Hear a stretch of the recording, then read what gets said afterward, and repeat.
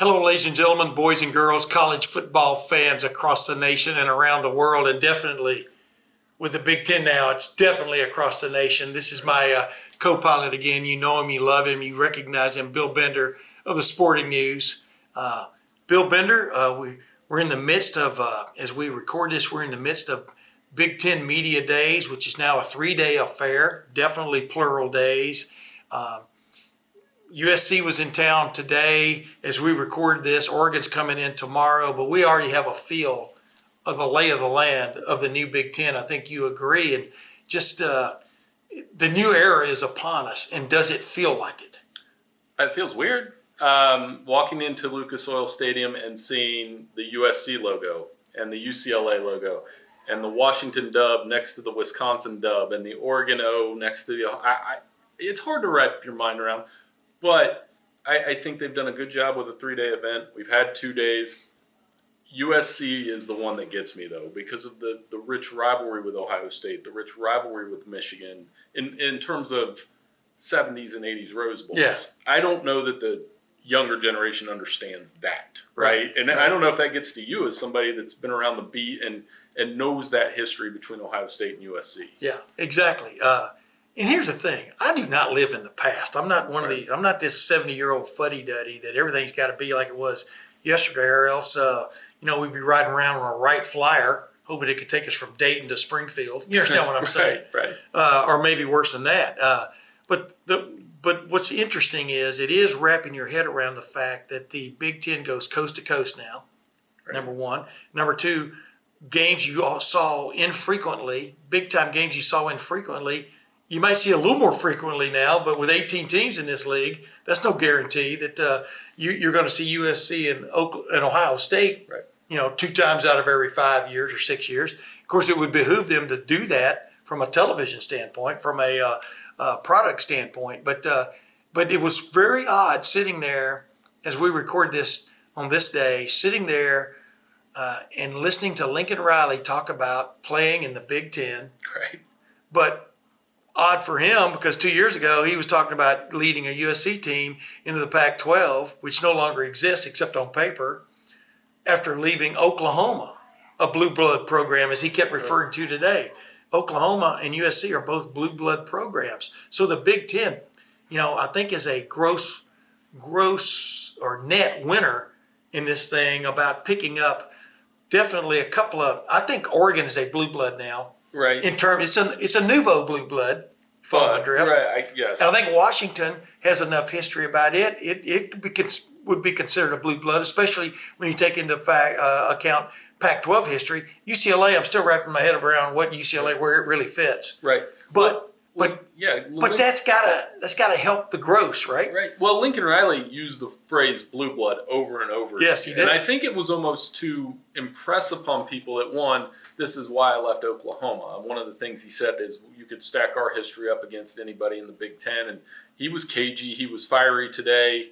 It wasn't what I was expected from somebody coming into the conference. Yeah. But it is somebody that says, hey, no, we're here. And you know what? The Big Ten, if you look at the landscape, to me it's like, is Oregon or USC going to be that third wheel to Ohio State and Michigan? Penn State's occasionally been the third wheel. Yeah. Occasionally. But we know you and I have talked for years about how they can't win those big games. Can USC be that team? I think a lot of people are expecting Oregon to be that team, and when we talk to Dan Lanning tomorrow, that's going to be the message we get. But USC there's a lot of history there. Oh, yeah. There's a lot of offense coming back. You got questions about the defense. But Lincoln Riley came in, I thought he came in swinging. Yeah. Of all the coaches we've listened to the last 2 days, he's probably the one that's kind of throwing it out there a little bit more than the others. And what I was also impressed by, because I don't want to make this all about Lincoln Riley, but to me that was the most interesting thing of the first couple of days here, is he understands too. They're not back up to blue blood. It's kind of like in England where some of the castles, right. fell into disrepair. Some people repaired them, some didn't. Right. This castle is being repaired as we speak, meaning the USC castle. And he addressed that, clearly they were brought in there to kind of rebuild things. And it's interesting because like I was talking to a couple of guys, writers from Southern California, writer to cover this big event. They're going to have to make this trip every year unless they move this event. It makes more sense for them to move this event to Las Vegas, but not the Big Ten championship game to Las Vegas. But we'll get on that in a minute. We can get to that anytime. Yeah, but back to what I was saying, USC is not where he wants it to be. It's not where USC wants it to be. And definitely on the defensive side, of course, he made the big change. Finally, fired Alex Grinch near the end of last season, and has brought in D'Anton Lynn. I mean, to change the thing around. The guy has a great track history. But the point was, on that side of the ball, Lincoln Riley teams have never been outstanding, either at Oklahoma or USC. So I think he gets it now. And sometimes it takes a while for these things to get traction, as he pointed out. I mean, I don't mean to use a cliche. Rome wasn't built in a day, and it wasn't rebuilt in a day. The Colosseum wasn't built in a day. Exactly. See, we could have used that one. Exactly. Well, and Tim, maybe they don't have the first season they had, if not for having Caleb Williams at quarterback. Correct. I mean, because they were outscoring. Gave everybody hope. And they've scored all these points, and Lincoln Riley's teams always do score points, but they can play defense. When you watched USC in one of those clutch games, particularly Utah, who's probably honestly the closest thing to a Big Ten team in the Pac-12, or the former Pac-12, they would get pushed around. Yeah. We would watch Cam Rising run around all over them. And they're going to have that challenge. One of the interesting things I heard from Miller Moss today was, I asked him, I said, okay, so when you study Big Ten teams and Big Ten defenses, is it going to be a transition for you? He said one of the things, he said, Ohio State uses some of the personnel we use, with the tight ends and the way that we play offense. So I was watching them, and he said what stood out to me was Big Ten linebackers. Big Ten linebackers are physical, smart. These are things you and I know. Yeah. So those are some of the interesting challenges to me, probably more so than the weather or the travel. Yeah. They're college kids. They're not going to care about the travel. No, especially football. No. Football's always traveled one way or the other. They will figure it out. I mean, it's funny because a couple of coaches kind of threw that out there, and I'm thinking to myself, okay, they're already giving themselves the little excuse file, And if the travel's going to be interesting, I don't even want to. We'll do another podcast on what the travel's going to mean to every other sport, right? Even basketball. There will be. You would think there would be more trips to the West Coast, but football, you're probably every other year you might make one, right? To these new teams. Where travel is going to be a factor, as I've said this all along, is for the 4 teams from the West Coast. Half of their games are going to be on the road in the Big Ten, or 5 one year, 4 the next, and those. Unless they're playing each other every year, which I'm not sure they're guaranteed to do, are they? No. If I remember correctly. Well, they have the protected games, but other than that, not. Which to me, it would always made sense that they should play their wing. Yeah. You play those 3, and then you go play everybody else, but they didn't protect them that way. Deshaun Foster today, Tim, said, it's not the travel, it is going to Beaver Stadium for the first time. Right. And having these UCLA kids go and we've been there, and it's intimidating. Or going to the shoe for the first time, that will be intimidating for kids that have not played there. Yeah. But that's intimidating for the 19-year-old Indiana kid that hasn't played at all. The UCLA quarterback, he was there today. Garbers. Yeah, Garbers. I was talking to him about this. He's never been. This is the first time he's ever been to Indiana. Right. But big whoopee, he's enjoyed his trip. Right. And you're right. I mean, I think from a venue standpoint, but heck, even Big Ten teams who have been to Penn State a million times, when you go there on a whiteout, or you go there just a regular, Saturday afternoon game, it's intimidating, even though you've been there, how many times. Right. A lot of these, it's going to be interesting. I think the more interesting is going to be every so often Ohio State going to Oregon, which it does this year. It's only been there once in history. I think it was 1967. Oh, wow. Yeah. And, of course, Austin Stadium, I'm trying to remember if Austin Stadium even existed then. It's 50,000. Yeah. And I read something, and remember the year that Michigan went there in 2003 and played. And I remember reading, how you randomly read an article. And they said, when you go to Austin Stadium, it's like traveling back in time. It's a hard place to Animal play. House. No, yes. Well, maybe not that far. Yeah. But, it's not a huge stadium, but it's intimidating. The night stuff that they have going on, they're going to have a really good team. Yes. And I really think before we think about Ohio State and Michigan and get all the way to November 30th, that's the one you got to circle first. Yeah. Because that's the first pivot point. That arguably might be the biggest game of the year in the regular season. And it's a trip there, good test. Oregon and Dan Lanning, I'm very interested to see. I've heard about how intense and high energy he is. That's the guy that could win day 3 of Big Ten media. Yeah. Ryan Day won day 1. Lincoln Riley won today. And tomorrow it's kind of like, is it going to be Dan Lanning or is it going to be? I have a feeling Sharon Moore is going to be pretty buttoned up. At least who I've heard from the Michigan writers we both know that it's not going to be the quirky, unpredictable show that Jim Harbaugh put on the last 8 years. Yeah, and this, to be truth in advertising, this is dropping after the Thursday day when we get to see Dan Lanning. But we know pretty much what to expect. I mean, this guy he personifies kind of the new look in college football in a lot of ways, but he's got throwback ties to like Nick Saban, that style, SEC style of football. He knows what he's getting. He's building a program. We always used to make fun. I was talking to Gary Danielson about that. You'd go out there and teams will play Oregon from the Big Ten, and you didn't seem like you were playing against like personnel, especially in the trenches. Right. Mario Cristobal went a long way toward changing that, and Dan Lanning has gone farther in that regard about this looking more like an SEC big time, a Big Ten big time kind of team from a physical standpoint. Which that's what's going to be different about going to Oregon. It's you can go to Penn State, but if Penn State's no good, who cares? What matters more about where you go is what kind of team do they have when you get there. Well, and that's the stereotype we always hear about Ohio State is they recruit and they're built like an SEC school. You've heard that, yeah, right? oh yeah, Like they've been trying to get there. When the truth is, they're built like maybe 5 or 6 teams in college football. Yeah. They're not Bingo. They're built like Georgia and Alabama. They're built like the elite, right? Like the first class. And Michigan's not even built like that. Michigan just has it was how Harbaugh built them is different. Oregon is working toward that, though. Yeah. I really do. With the recruiting, with the trenches, with the speed, and the way they're recruiting quarterback, they bring in Dylan Gabriel, who has played a ton of football. Yep. And then they have Dante Moore, a 5-star guy behind him, who hasn't played a ton of football, but will have a year to develop.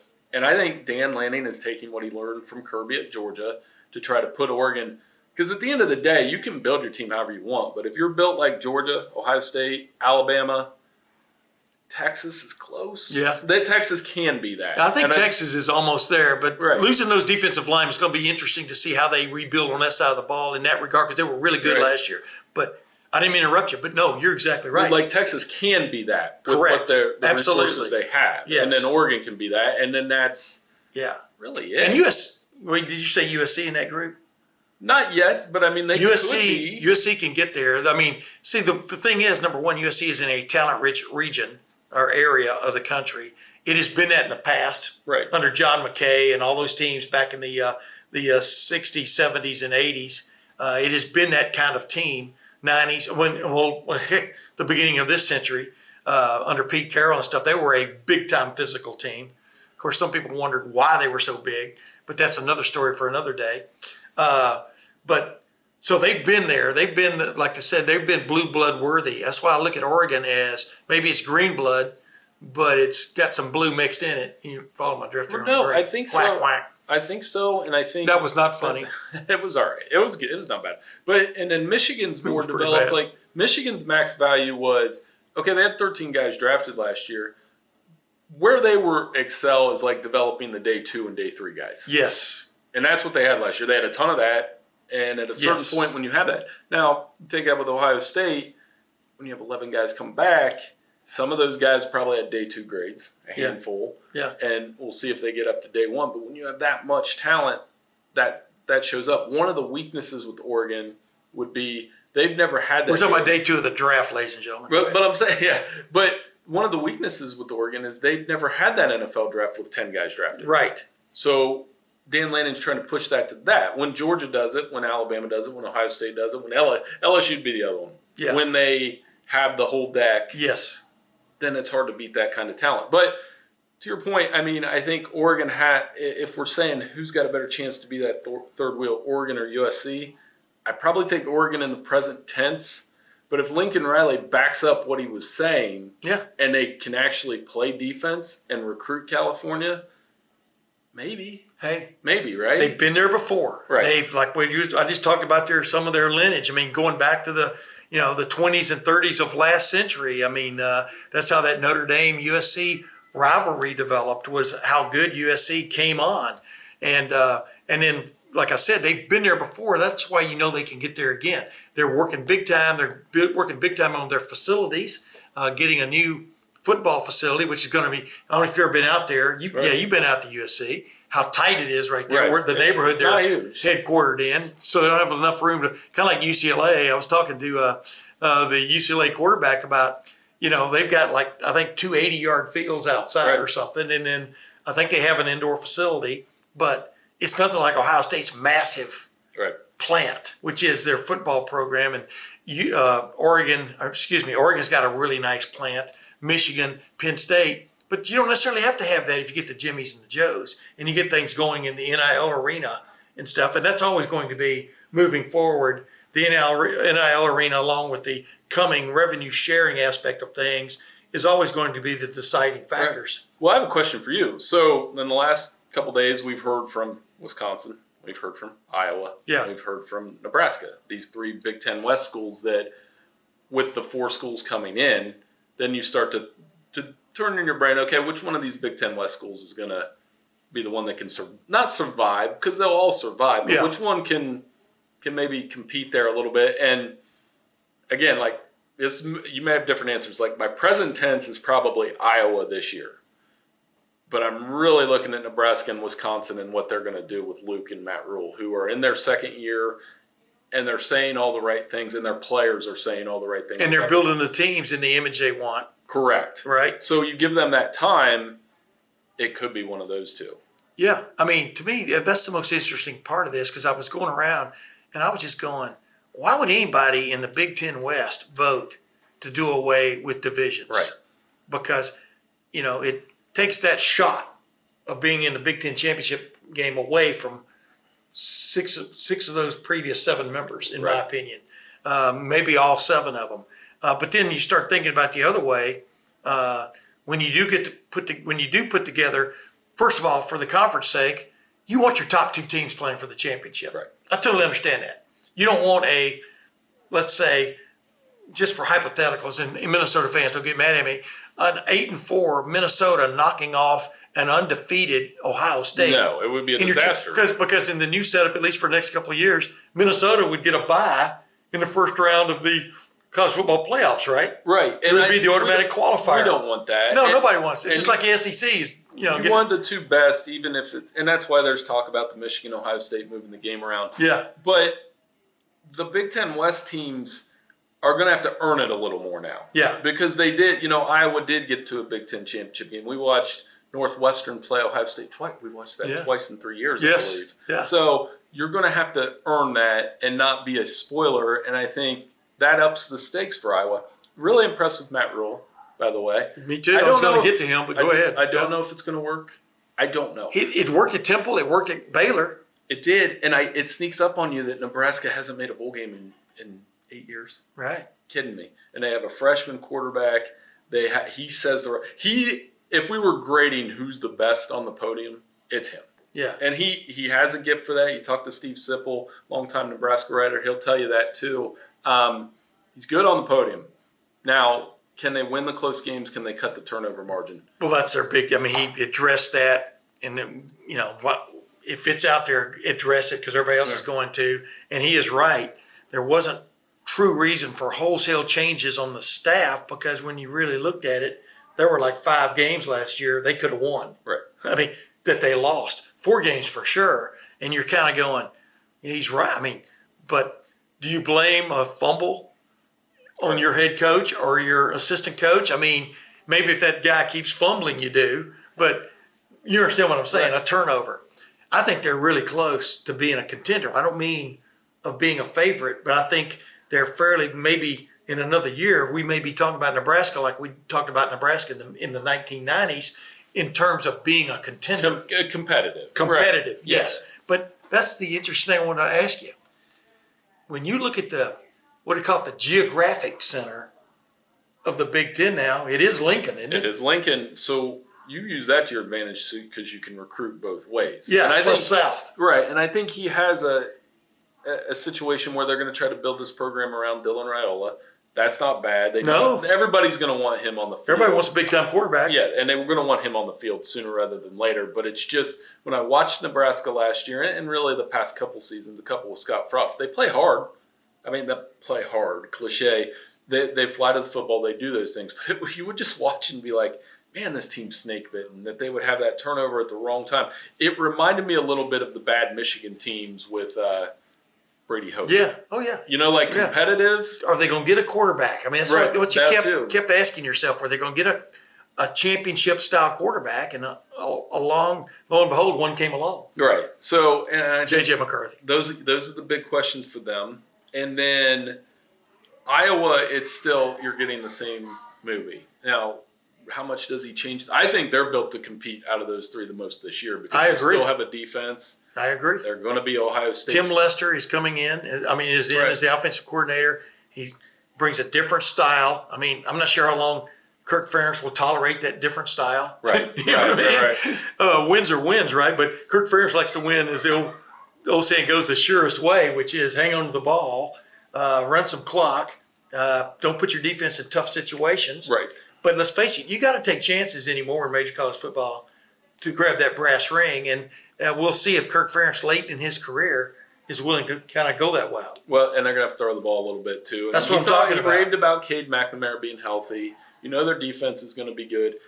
Interested to see what kind of – that'll probably be Ohio State's first game where it's like, oh, we're playing a See, and that's what I want to get to, Bill. You went ahead and circled Oregon for Ohio State. The week before they play Iowa. Huge game, and they come home. They come home after the game at Oregon, have an off week, and who do they play? They play Nebraska. Right. Before going to Penn State.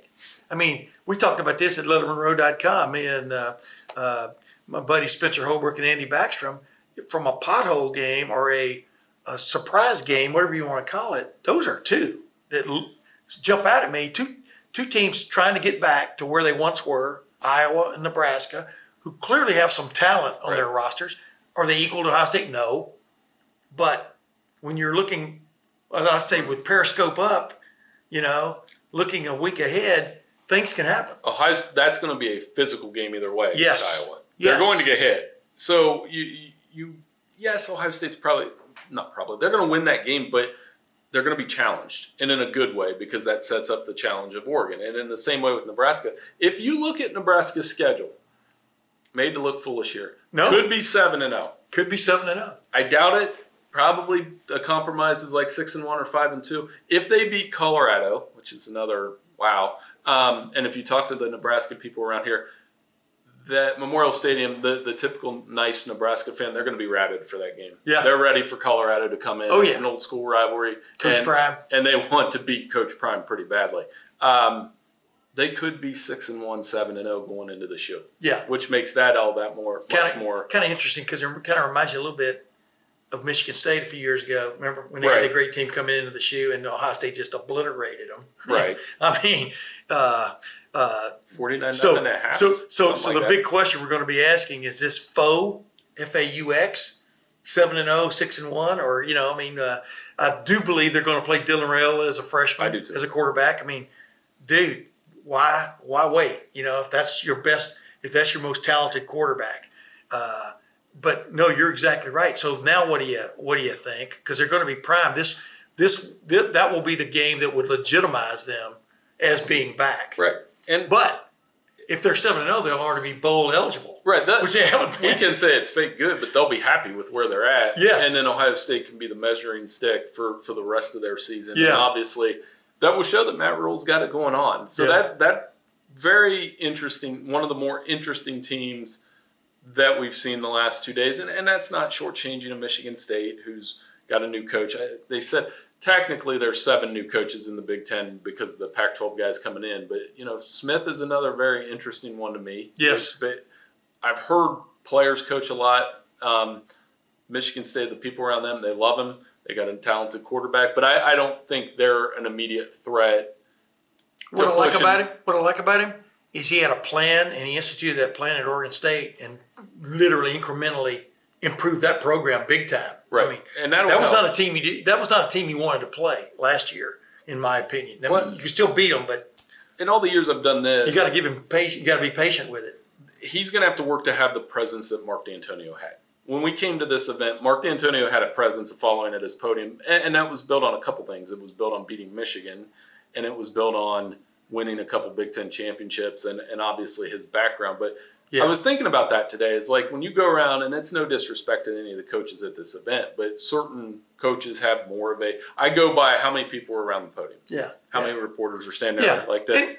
And what bothers you is James Franklin and Lincoln Riley were out there at the same time. Oh, that was hard. Yeah, and you got to go. You know, we know the Penn State story. We're going to the new guy. Of course, you go to the new guy who's not really new to us, but he's new to the league, right. and it's also intriguing because Penn State's going to be good again. They're going to be good again this year. But USC is a new guy in this league, a blue blood program, as Lincoln Riley told us 100 times. But that's in a rebuilding stage. Right. And of course, that's the most interesting thing. So, Paul Feinbaum has basically said, Lincoln Riley thinks we'll be fired at the end of the year, and he would project Coach Prime, Deion Sanders moving into that job. I mean, this was last week, and you're kind of going, what? That would be a disaster. Of course it would. And number one, and number two. But that's the kind of interest that is in that program. I guess my point. Well, and Lincoln Riley, we know even at Oklahoma, they're going to score points. Yeah. And they're going to score points in the Big Ten. And he does have the presence I'm talking about. Like, he has that. Ryan Day has that. We'll see on Sharon. And Dan Lanning has that. Sharon is in a different, he's got to prove it. And one of the things, I'd hate to say it on this one, we'll miss a little bit as writers is the unpredictability factor of Jim Harbaugh. Yeah, coming out of the hat or one of the strangest people, quirkiest people, and iconic. He's iconic in that way. People in college football history. He really is. He was the one scrum where we would be like, you would ask a question and you legit don't know. Right. But you still asked it. Asked it. I still asked it. Oh, you did, because you wanted to know what he's going to do. How's he going to handle this stuff? I think Sharon's going to be very buttoned up, and it's going to be a different world. Yeah. It's like everything's very tight. We're not going to learn who Michigan's quarterback is. Those kind of things. Yeah. So, here's what I want to get. Let's get to Ohio State real quick. Sure. I've been around. I've been covering Ohio State, as I keep saying, for 41 seasons. But it's the truth. This is the most stacked roster at Ohio State I've ever covered. I've covered, and I always add this rejoinder, and I do it every time because it deserves it. There have been better players. That doesn't mean this is the greatest collection of players. There have been better players at each position than the players on this current team, but never a collection, I don't think, from top to bottom from a depth standpoint as I see on this Ohio State football team. A lot of pressure there to deliver. I think Ryan Day came in, he's owning it. Right. He has been owning it now for months. He knows he's lost 3 times in a row to Michigan. He knows he's lost 3 he hasn't won a Big Ten championship in 3 straight years. What do you want to call it? The icons up in the upper level there that show the progression of championships won by, it's 4 in a row by Ohio State, then 3 in a row by Michigan. The big 2 is what I'm, So he understands all that, but he's embracing it. It basically his motto this year, he kind of said it in the midst of the big scrum yesterday, was leave no doubt. Don't go into games. Don't put yourself in a position where one drive or one play makes the difference. He wants his team to go out and leave no doubt about where they belong from a winning standpoint. That was interesting. A couple takeaways were, one, he's not tight. He's not uptight. No, he's not uptight. Pretty loose, and some of that's a natural of I've got a lot of cards in my deck. I can be relaxed because he's not back here going. He's not now. And the leave no doubt thing, that one struck me because you could make this. Man, if Kyle McCord makes a throw or two at the end of that game last year, we're having completely different conversations. Or if that field goal against Georgia, I like that he said that because now that's not his mind. When you have 11 guys come back like they did, 11 guys that probably go to the NFL draft, Jack Sawyer talked about that, and that's huge. As Ryan Day said yesterday, they haven't had that. No. They haven't had the year where everybody comes back. No. And then on top of it, you get the 3 most impactful players in the portal, at least 2, and Will Howard's right there because you could say Riley Leonard or Who are the 2 you talking about, though? Quinshon Judkins and Caleb Downs, or are you talking about Seth McLaughlin also? That's another one. Because he can start at center. He definitely. Caleb Downs was the best player in the portal. Yeah. And Quinshon Judkins was the best running back in the portal. Period. And you throw that on top of what you already have and an experienced quarterback in Will Howard.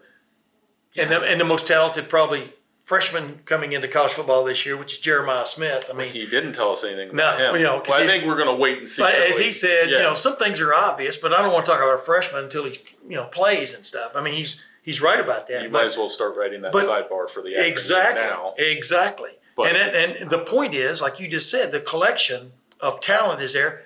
On top of that, the cherry on top, in my opinion, is Chip Kelly. Right. Hiring Chip Kelly as your offensive coordinator, formerly the head coach at UCLA. You left UCLA because he wanted to coach, kind of get back into coaching really football again, because UCLA is so behind the times. It looks like an NIL and some other things. I mean, he wants to. That's crazy that Chip Kelly is the offensive coordinator at Ohio State right now. When you consider who was the head coach at a team that was coming into the Big Ten, if you follow, and he left of his own accord. It's unbelievable. And you put that together with Jim Knowles as the defense coordinator, who now going into the 3rd year, they clearly are clicking in terms of what they want to do defensively. They become an attraction defensively for recruits, whereas 2 years ago, like with Lincoln Riley, that's what they went through the last 2 years. Defensive players aren't sure they want to go play at USC. They've had some guys flip, even over the last several months. We'll see if that flips now once they learn what USC is going to be all about defensively, down the road. But this is that moment in time for Ohio State football. Well, and that's why it reminds me of the mid-'70s when everybody was coming back. Right. You know what I mean? And they were getting some recruits. Well, I think the notion of pressure on Ryan Day is just illogical to me outside of the Michigan thing. Yeah. That's real. And I understand that end of it. But what none of us know, nobody knows, is how a 12-team playoff is going to work. And it reminds me of the first year of the 14 playoff where I actually remember writing this, that when Ohio State lost to Virginia Tech, there were very few people outside of a couple diehards, I'm sure, that honestly thought that team was going to win a national championship. Yeah. After the end. Are they going to win the Big Ten? Are they even going to win are they going to win another game? I know how people in Columbus. Is Urban Meyer going to implode on the sideline? Right. Is it over?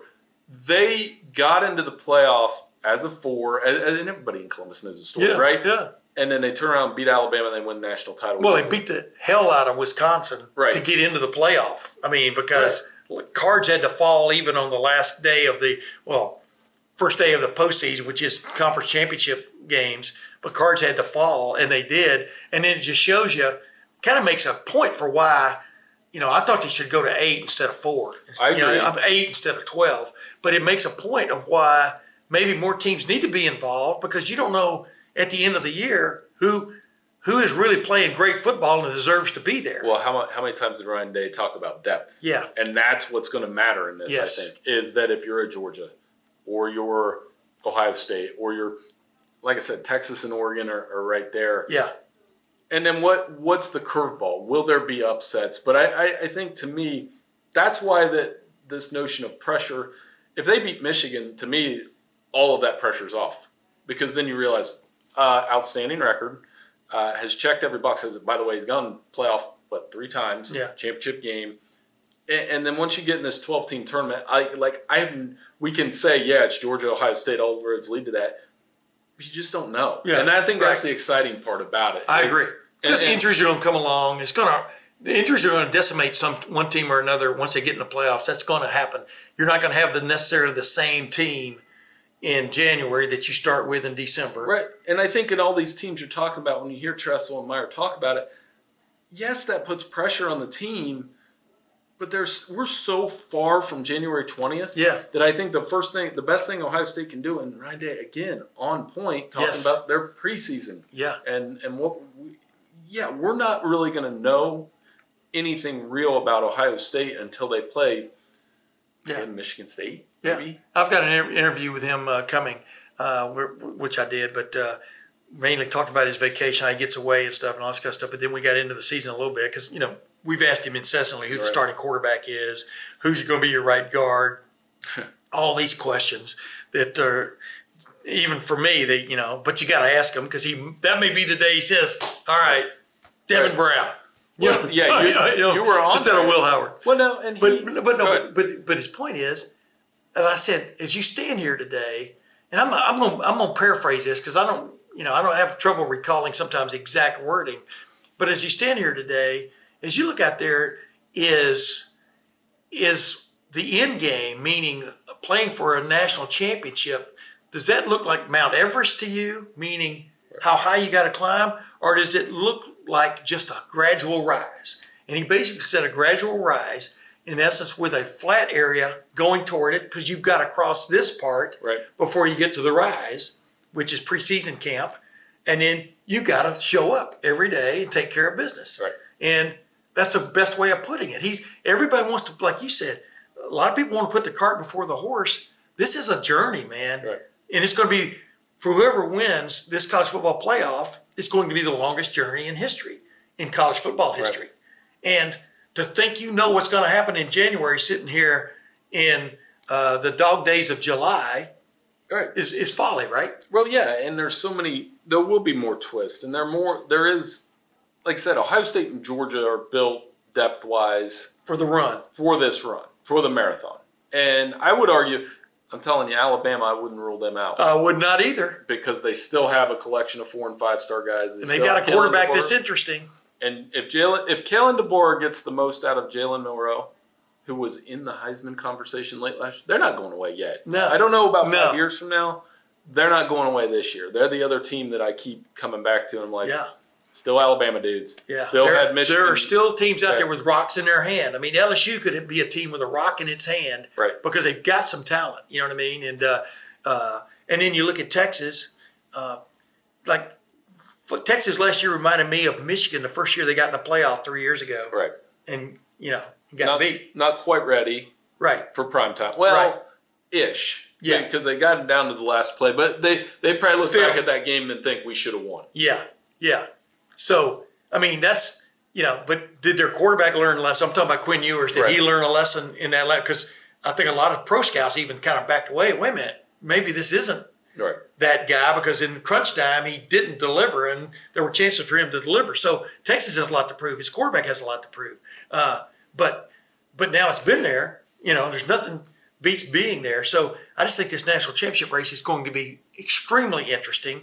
And what's going to make it more interesting is what I just brought up, is the journey, because they're going to be just like when the Pioneers went across the West, Right. Some wagons made it, some wagons didn't. And we're going to have other things like the first round home playoff games. Yeah. And what happens with those? Like, is there an actual upset? Which Big Ten team, how many Big Ten teams? How many times do you have to rematch and 3-match? Yeah. And I don't know if you and I have talked about this, but we think that the committee will try to avoid it, even though they shouldn't. And you'll probably see like that, well, maybe Oregon and Ohio State aren't going to play in the quarterfinals.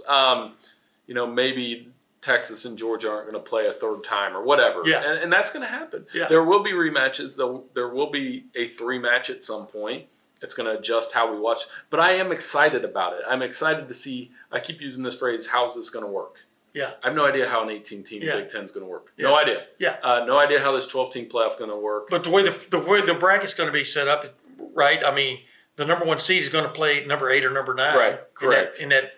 For the round of the quarterfinal round, number 8 or 9 could be damn good teams. Right. I mean, could be teams that just missed out. And here's the other thing I want to bring up before we get done here. I wanted to ask you this question just to get your opinion on it.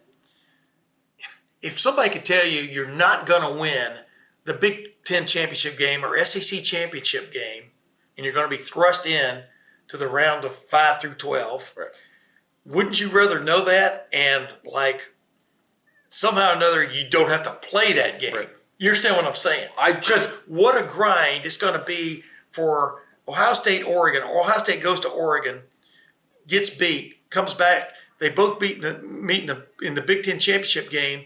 Ohio State beats Oregon. All right. Okay, one of them's going to be the automatic qualifier in the top 4. The other might be number 5, might be number 6, 7 or 8 or 9, depending on what else happened. And you could end up playing literally, like if Ohio State wins the Big Ten, it could end up playing Oregon 2 straight times. But Oregon will have played a game in between. Whereas if you already know you're going to lose, I know this is hypothetical crap, No, would you be better off missing that first weekend in December and playing in that round of 5 to 12? I just think the long-term value of the conference championship games outside of the bye, I don't know where they fit in this puzzle. Except that you win a championship. Except that you win the championship, and except you get the first round bye. Yeah.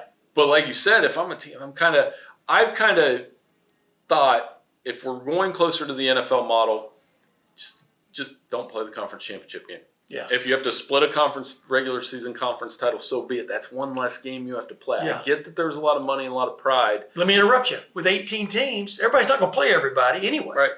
So what are we doing? So what are you doing? What are we going to do? We have a 5-team. You have a chance of really taking a team that's superior and giving them another loss. What are we doing with the Big Ten tiebreaker? Yeah. What are we going to do when there's 4 of them with 1 loss? Let the CFP figure it out. And you remember before the Big Ten championship game, and when it was just 10, yeah, there are years where there were co-champions. Yeah. Where one team went to the Rose Bowl. Yeah. More often than not, the best team went to the Rose Bowl. Yeah. So I think, and of course, not until the mid-'70s did they let another team go anywhere. Right. Because of that. But we can sort out, and that's the other human element part is like, okay, we're done with the regular season. Skip the conference championship games. Let's go straight to the playoff. Play 5 through 12. That way we're not playing all the way into mid-January because kids will get tired. Yeah. And I think the human element part, where the controversy that we love to write about in college football, then you can just put the 12 teams in.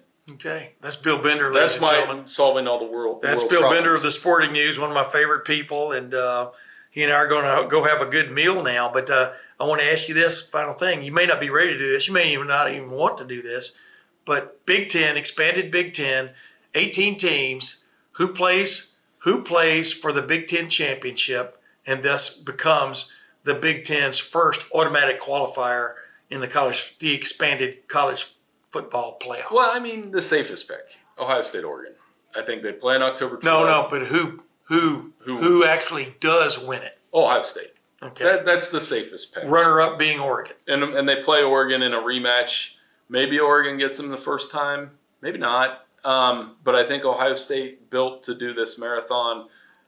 I got them beating Michigan right now. I mean, I think Michigan, anytime you lose 13 guys to the NFL, it's just going to be harder. Yeah, and you're going to be playing at Ohio State. And you're playing without, J.J. McCarthy too. They're going to have to figure out quarterback. And when you talk to people who write about Michigan, they're still not sold on who that quarterback might be. Yeah.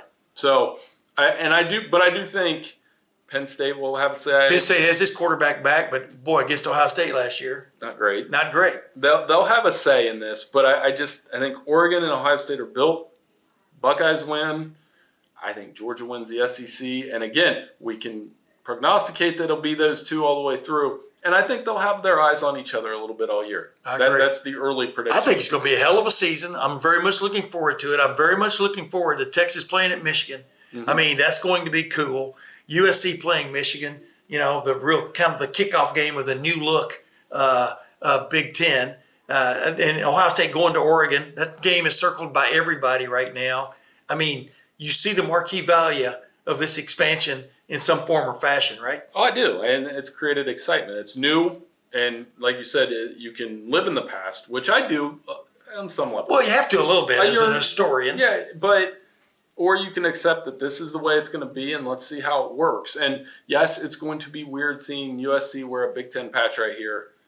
But I think when they start playing Michigan and Ohio State every year, like whether it's on a rotating basis, and when we see Oregon play Ohio State, it's going to be pretty cool. Yeah, there you go, ladies and gentlemen. Bill Bender of the Sporting News, I appreciate you. And ladies and gentlemen, this is Tim May with the Tim May Show. And until next week, we'll see you then.